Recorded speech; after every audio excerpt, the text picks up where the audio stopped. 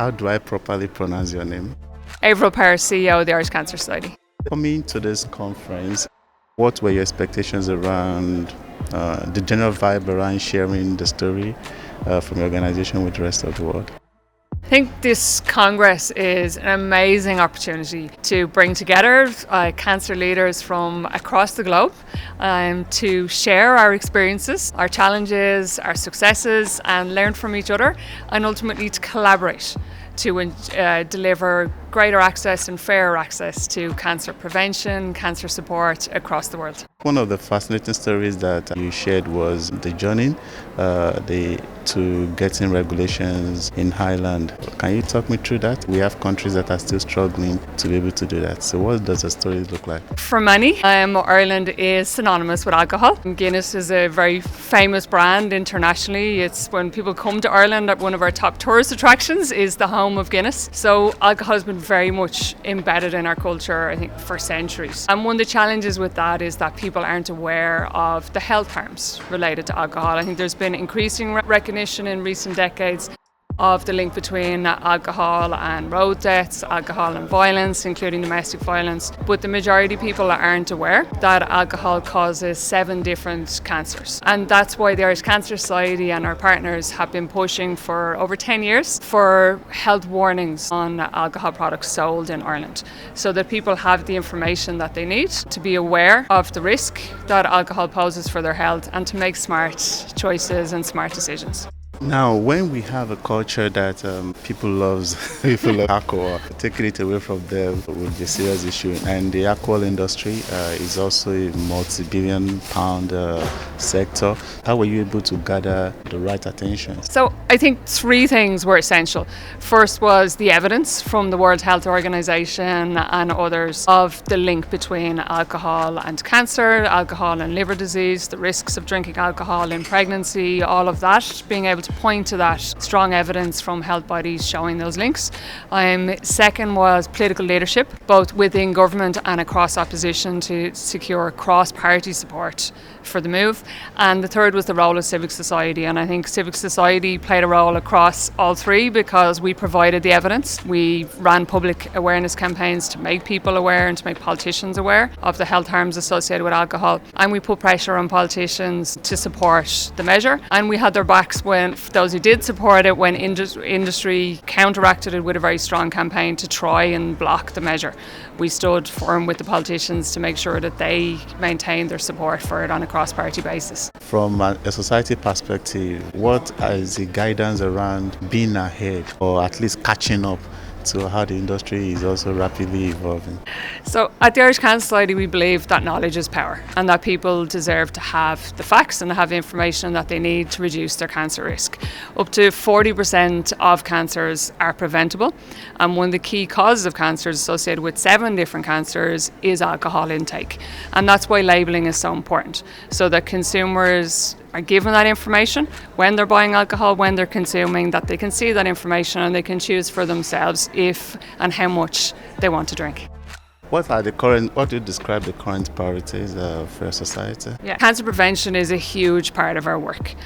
We know that 4 out of 10 cancers can be prevented through lifestyle changes like eating better, exercising more, reducing your alcohol intake, not smoking. And we play a really important role both in making people aware of that and supporting measures that make the healthy choice the easy choice. So we're constantly working with government to help people to make smarter choices. So part of that is information in relation to things like alcohol and tobacco, so that people are aware of the health risks. Others are things like active travel, promoting active travel and getting government to build better infrastructure so that people can walk and cycle and reduce their cancer risk that way. So it's a huge part of our advocacy is how we can ensure that everybody, regardless of their income or where they live in Ireland, has an equal opportunity to reduce the risks of getting cancer in the first place, and the same kind of strong support from us when they do. What are the equity issues that you are dealing with, and how are you trying to bring attention to them? So I guess both within Ireland and I know in other countries too, people from lower socioeconomic backgrounds, those from more marginalised communities, are far more likely both to get cancer and to die from the disease. So there are huge health inequalities right across the pathway from cancer prevention through treatment and survivorship. And tackling those is a huge part of our work at the Irish Cancer Society. We do a lot of work, for example, on prevention in marginalised communities, making people aware of easy steps that they can take to reduce their cancer risk. We do a lot of lobbying to make the public health service more accessible, particularly in relation to access to cancer tests. Sadly, you have to wait much longer within Ireland if you're going through the public health system than through the private one to get tests for cancer. And that's a big issue for us, because with cancer, time can literally be the difference between life and death. The earlier cancer is caught, the much easier it is to treat and the much greater your chances are of surviving it. So a lot of our work around health equity is about cutting waiting times for access to the public system, both for tests and for treatment, because we passionately believe that everybody, regardless of their income level, where they live, whether they're from an LGBT background or whether they're from the Indigenous traveller community in Ireland, that everybody deserves to have the same health opportunities and the same health outcomes, and we're working really hard to make that possible. I think it's a really inspiring event. It's incredible to have people here from all over the world sharing their experiences, sharing their expertise. From an Irish perspective, being able to share on the areas where we've been trailblazing and learn from others in the areas where we're still behind, and learning from colleagues in other countries about how the progress that they've made. For example, Australia is way ahead of us on skin cancer prevention. Other countries much further on regulation of e-cigarettes, tackling youth vaping. So I think it's incredible to have the opportunity to share all of that and get good ideas for things that we can bring home to strengthen our work.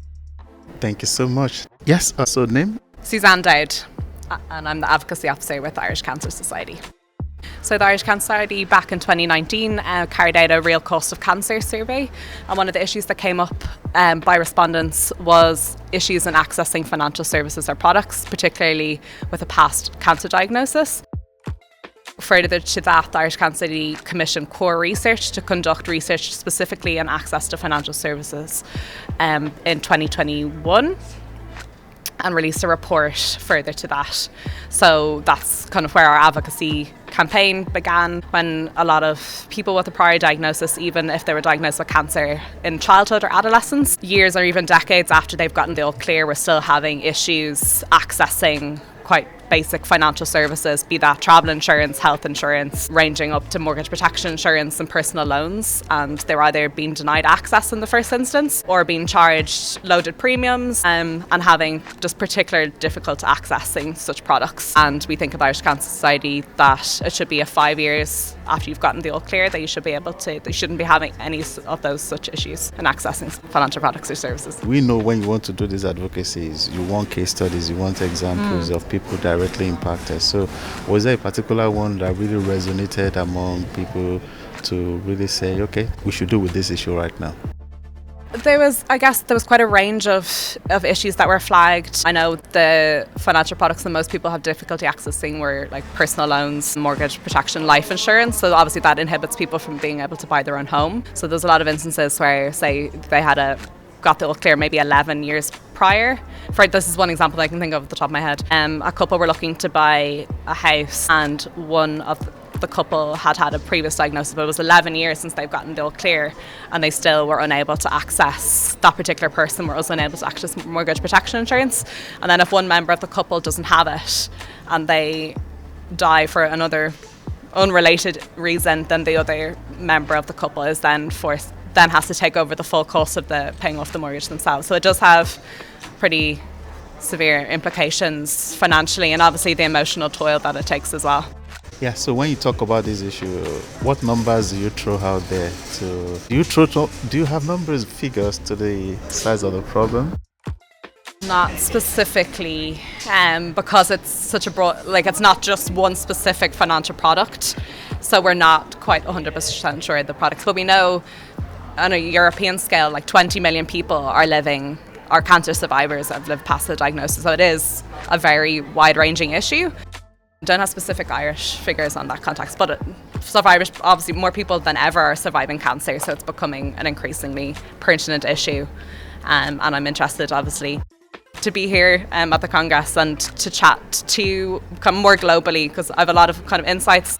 8 EU member states have introduced legislation allowing for a right to be forgotten period of time to be introduced. On a more global context, it'd be great to get insights from our counterparts across the world on what's happening in their jurisdictions as well. So what has the progress looked like? If we've not gotten any progress, what has been the timeline? When have you been working on this issue? What steps have been taken? What is next? Yes, so the Irish Cancer Society are a secretariat to an Oireachtas cross-party group on cancer, which are different TDs and senators sit on this group, and they discuss and work on various cancer-related issues. So the cross-party committee brought a private member's bill on the right to be forgotten, but it's stalled at second stage of the Seanad, which is the Irish Senate, and then kind of parallel to that, the Insurance Ireland group, which is a representative body of insurers, brought a code of conduct, which is a voluntary code, specifically on mortgage protection insurance. So that's 7 years after you've gotten the all clear when you're an adult, and there's a right to be forgotten period has been introduced, and it is 5 years in the instance that you got the all clear when you're under 18. So that's a voluntary code that has been introduced in Ireland back in December of 2023. We in the society are still calling for legislation on this that is just specific to mortgage protection. So we're looking for kind of broader national legislation to be introduced on the right to be forgotten after 5 years. Well, then what insights are you getting from the market? I'm talking about the corporate organizations directly involved that are the ones building around introducing these difficulties for the people that are supposed to not have that setback to them. So what insights are you getting on how they are responding? Because they would have an idea of this is what is happening very soon. Do you have insights on how they are responding? I guess it's because it hasn't even been a year since this code has been introduced. It's quite hard to tell of the impact, but they haven't, from our insights from conversations with Insurance Ireland, people haven't flagged any issues with accessing the new mortgage protection insurance waiver. But again, it's still very early days and we don't know the full impact of that yet. But I'm aware that there's a review coming down the line after a year of implementation, so we'll have more insights then, hopefully. So what changes, if you can take a list, does the society actually crave to have on this issue? So we're looking for national legislation on the right to be forgotten to apply 5 years after the person in question receives the all clear and across the range of financial products and services. So not just limited to mortgage protection, but also across the full range of travel insurance, health insurance, etc. How many years have you been on this, and how optimistic are you that this can be achieved? I believe the society started advocating on this in 2021. Just seeing the progress that's been made across the EU and to our neighbouring member states, it's really positive to see such progress. I know France have led the way on this, and Belgium and the Netherlands and such other member states have followed suit. So I think it gives great hope that Ireland can follow suit and really implement national legislation on this matter as well. Yeah, thank you very much. That was fun.